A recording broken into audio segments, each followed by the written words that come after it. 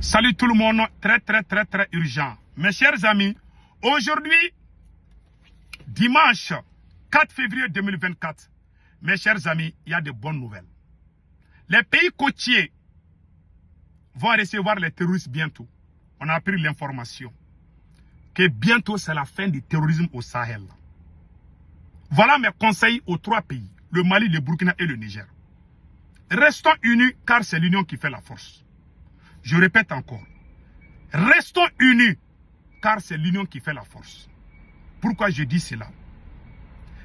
Ce qui vient de se passer au Sénégal, la CEDEAO, au lieu de menacer Macky Sall, d'organiser les élections, la CEDEAO félicite Macky Sall. Tout le monde a vu cela. Parce qu'ils ont préparé ça ensemble. Je viens d'apprendre tout de suite que ça chauffe au Sénégal aussi. Je viens d'apprendre ça tout de suite, que ça chauffe là-bas. Que les gens sont sortis partout. Mais je vais vérifier l'information. Donc, le conseil que je vous donne, les trois présidents, travaillez avec ceux qui se battent pour vous. Il y a trois éléments. Quand tu as ça en tête, tu vas réussir dans la vie. Le premier élément, c'est quoi? 1. La reconnaissance. Les gens qui sont dans les rues, ils ont risqué leur vie pour vous tous.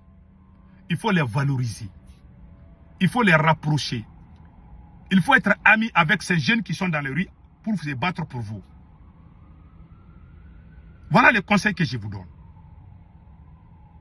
Et en plus de cela aussi, nous venons d'apprendre une autre nouvelle. Que les pays occidentaux là, ils ont des plans pour renforcer leur présence militaire au Sahel, à travers certains pays voisins. Nous n'avons pas fini avec l'affaire de l'Algérie. Vous avez vu ce qui s'est passé. Nous avons des ennemis aujourd'hui. Nous avons trois ennemis, je peux dire trois ennemis. Il y a l'Occident,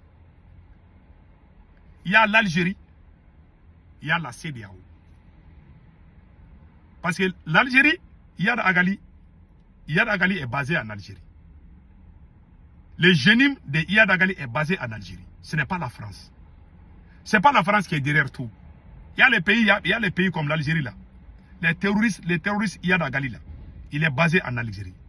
Donc faisons beaucoup attention à ces pays là. Je ne dis pas qu'on doit déclarer la guerre à l'Algérie.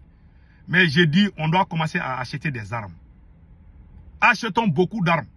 Même si on a beaucoup d'armes, achetons beaucoup d'armes encore. Achetons des armes encore. Plus puissantes que ça même. Parce qu'on ne sait jamais où. Ces gens ne dorment pas.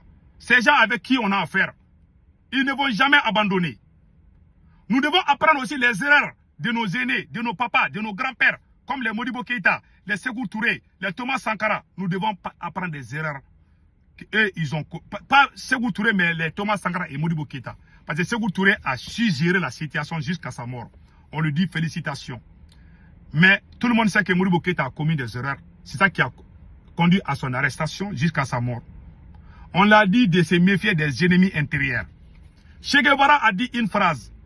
Vous savez, Che Guevara est comme le prophète de la révolution.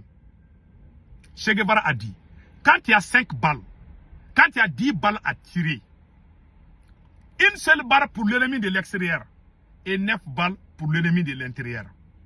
Pourquoi il a dit cela? Les valets locaux, les ennemis de l'intérieur sont pires que les ennemis de l'extérieur. Parce que les ennemis de l'extérieur, ils sont loin de toi. Ils se servent de ceux qui sont autour de toi pour te détruire. C'est ce qui est arrivé à Modibo Keïta. Quand on a dit à Modibo Keïta que Moussa est sur le point de faire le coup d'État, il dit non, c'est pas la peine, laissez tomber. Et maintenant, c'est les Moussa. Quand on a dit aussi à Blaise Compaoré et à Thomas Sankara que Blaise n'est pas clair, Thomas dit de laisser. Non, on ne va pas laisser. Capitaine, il ne faut pas laisser. Même celui qui te regarde là, celui qui te regarde avec un visage dur là, il faut lui prendre des. Il n'y a pas un musulman cette fois-ci. On ne va plus faire comme eux. Ils étaient des patriotes, mais ils ont fait des erreurs qui ont conduit à leur fin. Nous, on ne va pas rentrer dans ça. Parce que si on perd l'un de ces leaders aujourd'hui, ça va perturber notre révolution. Nous voulons gagner cette guerre coûte que coûte contre les ennemis. Nous voulons vraiment gagner cette guerre. Pour gagner cette guerre, restons unis car c'est l'union qui fait la force. C'est le conseil que je donne. Et regardez les ennemis du passé. Ça, c'est l'aspect numéro 1. L'aspect numéro 2. Vous voyez les pays comme Cuba, l'Iran et beaucoup d'autres pays. Comment eux, ils ont réussi dans la révolution? Je donne l'exemple de l'Iran. Quand les étudiants sont sortis dans les rues pour chasser chats, il y a le président qui était en Iran s'appelait Ça. Quand les étudiants ils ont chassé ça, Ayatollah Khamenei a quitté la France pour venir en Iran. Il a été accueilli comme leader révolutionnaire. C'est un leader religieux. Quand il est venu, les jeunes qui étaient dans les rues là, il les a nommés gardiens de la révolution. Jusqu'à nos jours, ceux qui sont sortis dans les rues là, pour se battre avec des cailloux, ce sont eux aujourd'hui qui sont dans les coins dans les coins clés de l'Iran. Quand vous êtes ensemble, vous êtes unis, vous êtes sincères entre vous, ça c'est la bénédiction divine qui vous accompagne jusqu'à y. Mais quand la trahison pénètre, vraiment, ça va tout gâter. Qu'Allah le Tout-Puissant nous protège contre ce qui va nous séparer. Mais ce qui va nous séparer, c'est ce que moi je suis en train de dire. C'est de rester ensemble. Restons ensemble. Protégeons les uns contre les uns et les autres. Ne venons pas au pouvoir et puis aller ramasser tes cousins là. Tes cousins que tu n'as pas vus il y a 20 ans. Ah, je suis président aujourd'hui. Où est mon cousin là? Et l'autre là, j'ai même oublié son nom là. Il y a des présidents qui font ça, c'est pas bon. Pendant que ceux qui ont jeté les cailloux sont à côté, il faut travailler avec eux. C'est les erreurs que certains dirigeants ont fait. Il ne faut pas trahir ceux qui se sont sacrifiés pour vous. Il faut les protéger. Il faut vraiment les mettre dans les conditions. Ça, c'est bien pour toi. Ça, c'est bien aussi pour la révolution. Tu es en train de sauver la révolution. Mais si tu écartes les vrais révolutionnaires et puis amener des gens qu'on ne sait même pas, on ne connaît même pas leur tête, ça, ce n'est pas une révolution. Voilà pourquoi le révolutionnaire américain Malcolm X, comme vous voyez sa photo ici, voilà ce qu'il a dit ici. La révolution renverse les systèmes.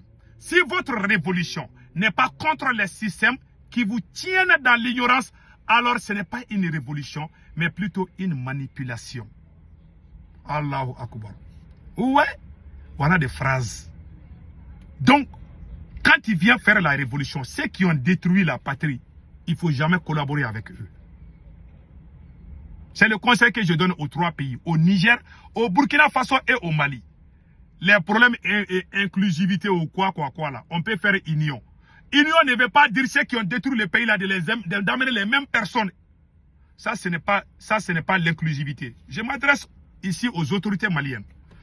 Votre inclusivité là, c'est pour amener les anciens là. Il faut arrêter ça, s'il vous plaît. Travaillez avec ceux qui aiment le pays. Celui qui était dans les rues là, si jamais il devient ministre là, je ne pense pas qu'il va s'amuser.